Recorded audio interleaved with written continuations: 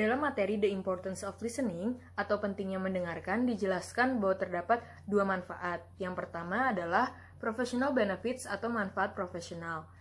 Dengan mendengarkan, kita mendapatkan berbagai keuntungan dalam lingkungan kerja. Mendengarkan jadi sangat penting baik jika seorang dalam kondisi magang ataupun sudah memiliki jabatan dalam perusahaannya. Ia dapat mempertahankan jabatannya tersebut atau naik pangkat dengan cara menjadi seorang pendengar yang baik. Mendengarkan yang baik juga membuat seseorang efektif dalam kelompok kepemimpinan ataupun dalam karirnya. Contohnya adalah seseorang dokter. Mereka diajari tidak hanya untuk mendengarkan keluhan pasiennya, namun mereka diajari untuk mengenali bagaimana persepsi mereka terhadap pasiennya yang dipengaruhi oleh emosi mereka sendiri. Manfaat yang kedua adalah personal benefit atau manfaat pribadi. Manfaat ini dibagi menjadi 5 bagian. Yang pertama adalah to learn. Dengan mendengarkan, kita dapat belajar baik dari pengalaman pribadi ataupun pengalaman orang lain, sehingga kita mendapatkan informasi atau pengetahuan yang sebelumnya tidak kita ketahui. Contohnya adalah ketika kita mendengarkan dosen yang sedang memberikan materi di kelas perkuliahan. Yang kedua adalah to relate. Dengan mendengarkan, kita dapat menciptakan suatu hubungan dengan orang lain yang berdampak pada aspek sosial, yaitu acceptance atau penerimaan dan popularitas. Contohnya adalah wanita yang menilai dan menerima bahwa mendengarkan adalah salah satu kualitas penting dalam suatu hubungan. Yang ketiga adalah to influence. Dengan mendengarkan, kita dapat mempengaruhi orang lain, baik dalam sisi sikapnya, ataupun pandangannya, perilakunya, bahkan kepercayaannya. Contohnya adalah ketika sahabat kita menganggap kita adalah orang yang sangat berarti dan berpengaruh bagi kehidupannya. Saat ia mengalami masalah, kita akan memberikan solusi atau cara yang perlu dilakukannya. Kemungkinan besar ia akan mengikuti cara tersebut, karena kita dianggap sebagai orang yang sangat berpengaruh. Yang keempat adalah to play. Dengan mendengarkan tidak hanya menciptakan suatu hubungan, namun juga menciptakan suatu kesenangan atau hiburan sendiri. Yaitu contohnya dengan mendengarkan musik atau mendengarkan cerita lelucon dari anggota keluarga. Yang terakhir adalah to help. Dengan mendengarkan orang lain, kita dapat membantunya menemukan jalan atau solusi dari masalahnya. Contohnya adalah ketika ada orang yang tersesat dan kita memberitahunya alamat yang sesungguhnya. Oke, sekarang saya akan menjelaskan mengenai proses dari mendengarkan. Dan ada beberapa tahap. Yang pertama adalah tahap menerima. Nah, pada tahap pertama ini dimulai dengan proses mendengarkan, di mana suatu informasi yang disampaikan oleh lawan bicara kita dapat diterima dengan baik oleh alat pendengaran kita. Nah, mendengarkan adalah proses pasif yang secara tidak sadar kita lakukan. Yang pertama adalah fokuskan perhatian kita pada pesan nonverbal dan verbal dari pembicara kita. Hindari memfokuskan pada apa yang akan kita katakan selanjutnya, karena itu akan mengganggu konsentrasi pemikiran dari lawan bicara kita. Dan yang kedua adalah hindari kebisingan di lingkungan. Jadi kita bisa mematikan ponsel kita dan kita harus tetap menjadi pendengar dan hindari menyela sebanyak mungkin. Dan yang terakhir adalah hindari interupsi. Karena ketika kita melakukan ini, maka secara tidak sadar kita tuh mengganggu ketika lawan bicara kita berbicara, dan itu sangat menyusahkan ya. Nah, sekarang kita lanjut ke tahap yang kedua, yaitu tahap memahami. Pada tahap ini kita tuh mulai mempelajari dan memahami apa makna yang disampaikan oleh lawan bicara kita. Dan terdapat beberapa tips nih supaya kita bisa meningkatkan keterampilan kita dalam memahami seseorang. Yang pertama adalah hindari anggapan bahwa kita sudah mengerti apa yang akan dikatakan pembicara sebelum dia benar-benar mengatakannya. Karena ketika kita melakukan ini, maka kita bisa mencegah informasi yang datang kepada kita, dan itu akan membuatnya menjadi tidak akurat. Yang kedua adalah lihat pesan-pesan pembicara dari sudut pandang pembicara. Karena kita tidak boleh dan tidak bisa langsung menyimpulkan atau menilai pesan yang disampaikan oleh lawan bicara kita sebelum kita benar-benar memahami apa maksudnya. Yang ketiga adalah ajukan pertanyaan sebagai klarifikasi. Karena ketika kita melakukan ini, maka secara tidak langsung kita memberitahu kepada lawan bicara kita bahwa kita benar-benar mendengarkan apa yang dibicarakan oleh pembicara itu. Dan yang terakhir adalah ulang kata-kata dengan memparafrasekan menggunakan kata-kata kita sendiri. Karena jika kita melakukan ini, maka ada dua kemungkinan yang terjadi. Yang pertama, jika kita melakukannya secara diam-diam, maka hal ini dapat membantu kita dalam melatih memahami materi yang disampaikan.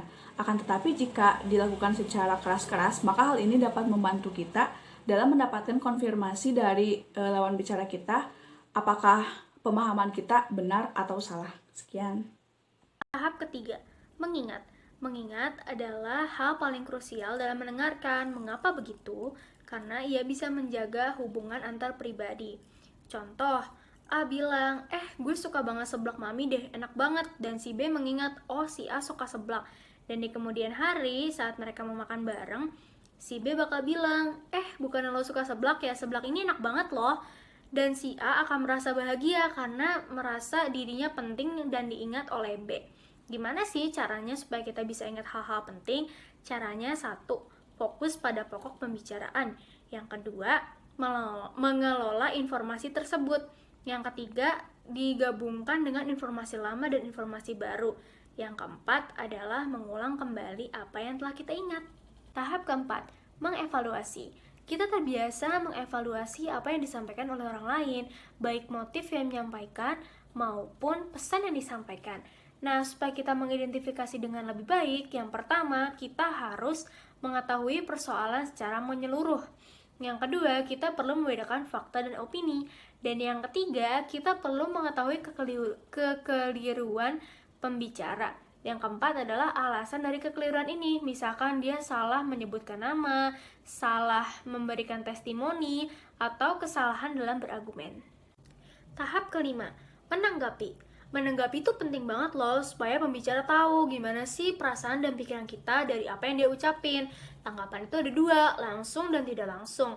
Langsung itu biasanya dikomunikasi tatap muka, dan tidak langsung itu dikomunikasi dunia maya. Gimana sih supaya orang tuh seneng kalau misalkan kita tanggepin?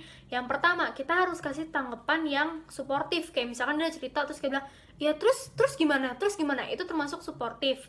Terus yang kedua, kita selalu kasih komentar berdasarkan pandangan kita. Misalkan, kalau menurut gue sih, gitu. Terus kita harus ngertiin perasaan dia. Contohnya kayak ngomong, gue kalau jadi lu kesel banget kali ya. Nah, itu termasuk mengerti perasaan dia. Terus kita harus menghargai pendapat dia dan tidak mencela pembicaraannya. Materi selanjutnya adalah hambatan mendengarkan. Nah, itu merupakan gangguan yang muncul baik sengaja ataupun tidak, yang dapat mengganggu pikiran pendengar. Nah, di situ pesan-pesan yang diinformasikan bisa saja tidak tersampaikan kepada para pendengar dari pembicara. Nah, gangguan itu ada 4, yaitu gangguan fisik dan mental, gangguan bias dan prasangka, gangguan fokus, serta adanya penilaian prematur. Nah, keempatnya itu yang paling penting adalah gangguan fisik dan mental dan penilaian prematur. Gangguan fisik merupakan gangguan yang timbul dari luar pendengar. Misalnya ada kebisingan yang berasal dari luar, terus adanya suara musik yang terlalu keras, terus juga ada suara-suara yang di situ lebih keras dari apa yang disampaikan oleh pembicara. Maksudnya volumenya di situ lebih keras sehingga pendengar bisa terganggu dengan adanya suara-suara itu. Nah, juga ada gangguan mental, yaitu merupakan gangguan yang datang dari dalam pikiran pendengarnya. Contohnya, misalnya dalam penyampaian suatu materi, pendengarnya itu malah kepikiran untuk kegiatan yang akan dilakukan setelah materi selesai, misalnya untuk bertemu dengan temannya. Nah, saat materi tersebut, pendengar malah tidak mendengarkan materi dengan baik, tetapi terpikirkan untuk bertemu dengan temannya sehingga fokusnya itu terpecah. Nah, itu termasuk dalam gangguan fokus juga. Nah, selanjutnya juga ada penilaian prematur. Nah, di situ apa? Karena di situ pendengar itu sudah mengetahui dahulu apa yang akan disampaikan oleh pembicaranya, apa yang akan dibicarakan oleh pembicaranya, sehingga dia tidak sungguh-sungguh dalam mendengarkan materi yang disampaikan saat itu. Nah, bisa saja materi yang sudah ia tangkap sebelum mendengarkan pembicara itu adalah materi yang kurang tepat atau salah. Nah, itu merupakan hambatan karena tidak mengetahui makna atau isi pesan secara betul-betul, secara sungguh-sungguh, sehingga bisa saja informasi yang didapat itu salah. Nah, hambatan-hambatan tersebut bisa datang dari kedua belah pihak, yaitu pembicara dan pendengar. Akan tetapi semua itu bisa diatasi dengan Misalnya pembicaranya menggunakan kata-kata yang lebih atraktif, yang lebih menarik, dan pendengarnya itu selalu fokus dengan apa yang dibicarakan oleh pendengarnya, sehingga tetap fokus, selalu fokus, dan fokusnya itu tidak terpecah, sehingga pesan yang disampaikan itu tetap tersampaikan dengan baik dan dapat dipahami dengan baik oleh para pendengarnya. Sekarang saya akan menjelaskan tentang culture and listening. Setiap negara mempunyai kebudayaan yang berbeda-beda. Apabila kita tidak memahami kebudayaan tersebut, hal ini akan berpengaruh secara positif atau negatif terhadap komunikasi antar pribadi yang kita lakukan. Pengaruh positif tersebut bisa berupa mempererat hubungan kita dengan orang lain, sedangkan pengaruh negatifnya itu menimbulkan kesalahpahaman atau konflik. Nah, cultural listening ini dipengaruhi oleh 3 hal. Yang pertama, language and speech. Ketika kita berkomunikasi dengan orang lain menggunakan bahasa yang sama, mengungkapkan kata yang sama, belum tentu makna yang kita pahami dengan yang orang lain pahami itu sama. Yang kedua, nonverbal behaviors. Perilaku-perilaku nonverbal yang ada di setiap negara pun berbeda-beda. Misalnya adalah V-sign. V-sign di Indonesia artinya perdamaian, sedangkan di Inggris untuk berperang. Yang terakhir adalah feedback. Feedback yang diberikan setiap negara pun berbeda-beda. Misalnya, orang Amerika cenderung mengharapkan feedback yang jujur, sedangkan orang Korea atau Jepang cenderung mengharapkan feedback yang positif. Saya akan menjelaskan tentang gender and listening. Selain kebudayaan, gender atau jenis kelamin juga mempengaruhi komunikasi antar pribadi yang kita lakukan. Cara penyampaian dan mendengarkan yang dilakukan oleh laki-laki dan perempuan itu berbeda. Jadi ketika kita sudah mengetahuinya, hal ini akan memperkecil kemungkinan persepsi yang buruk atau kesalahpahaman. Nah, gender and listening ini dipengaruhi oleh 3 hal. Yang pertama, rapport and report talk. Rapport dalam bahasa Indonesia artinya hubungan, sedangkan report dalam bahasa Indonesia artinya melaporkan. Ketika berbicara, perempuan cenderung lebih memperhatikan hubungan, sedangkan laki-laki hanya melaporkan saja. Yang kedua adalah listening cues. Ketika mendengarkan, perempuan cenderung memberi banyak gestur, seperti menganggukkan kepala atau oh, sedangkan laki-laki cenderung pasif, mereka mendengarkan dalam diam, tanpa memberi banyak gestur. Yang terakhir adalah amount and purpose of listening. Laki-laki mendengarkan perempuan lebih sedikit dibandingkan perempuan mendengarkan laki-laki. Selain itu, laki-laki ketika memberikan pertanyaan, ia memberikan pertanyaan yang argumentasi, sedangkan perempuan ketika memberikan pertanyaan, lebih pertanyaan yang suportif. Yang pertama adalah mendengarkan dengan sopan dan tidak sopan. Kita dapat mengekspresikan kesopanan kita melalui sikap kita dalam mendengarkan dan bagaimana kita merespon lawan bicara kita. Yang pertama yang dapat kita lakukan adalah menghindari menginterupsi pembicara.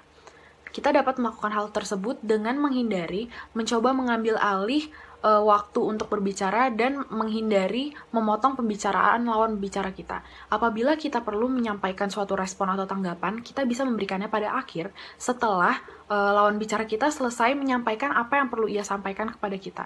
Lalu kita juga dapat memberikan isyarat mendengarkan yang mendukung, seperti memberikan respon nonverbal, misalnya mengangguk atau tersenyum. Lalu kita juga bisa mempertahankan kontak mata agar komunikasi berlangsung secara 2 arah. Pembahasan selanjutnya yaitu mengenai gaya mendengarkan yang efektif. Dalam komunikasi antar pribadi itu sendiri, menjadi seorang pendengar yang efektif merupakan salah satu kunci penting untuk menjalin suatu hubungan antar pribadi yang baik juga. Nah, apa sih itu mendengarkan? Mendengarkan itu adalah suatu hal yang situasional. Maksudnya, gaya mendengarkan itu harus sesuai dengan situasi dan kondisinya. Dan setiap situasi akan membutuhkan kombinasi gaya mendengarkan yang bervariatif dan berbeda. Berbeda ini tergantung pada apa tujuannya, siapa mitra percakapannya, dan juga jenis pesan apa yang akan kita terima. Karena dalam beberapa situasi mungkin kita harus menjadi seorang pendengar yang kritis. Namun dalam situasi lain, mungkin kita harus menjadi seorang pendengar yang suportif. Nah, untuk mewujudkan suatu mendengarkan yang efektif ini, dijelaskan dalam buku terdapat 5 seni mendengarkan yang efektif. Dan 2 diantaranya akan saya bahas pada kali ini adalah mendengarkan tanpa menghakimi dan kritis, dan mendengarkan dengan sopan dan tidak sopan. Selanjutnya adalah mendengarkan tanpa menghakimi dan kritis. Hal ini dapat membantu kita untuk menganalisis dan mengevaluasi pesan yang akan kita terima. Caranya yang pertama itu dengan tetap berpikir terbuka dan menghindari prasangka. Maksudnya, kita perlu menghindari atau menunda penilaian dan juga menunda evaluasi baik itu positif maupun negatif terhadap pesan yang diberikan kepada kita sampai kita mendapatkan pemahaman mengenai isi informasi tersebut secara keseluruhan dan cukup. Selanjutnya, kita perlu menghindari menyederhanakan pesan yang kompleks dan juga menghindari mempertajam pesan. Maksudnya, kita tetap menerima pesan tersebut secara keseluruhan tanpa mengurangi isi pesan tersebut walaupun kita tidak ingin mendengarnya dan mempertajam suatu hal-hal yang menonjol dari isi pesan tersebut.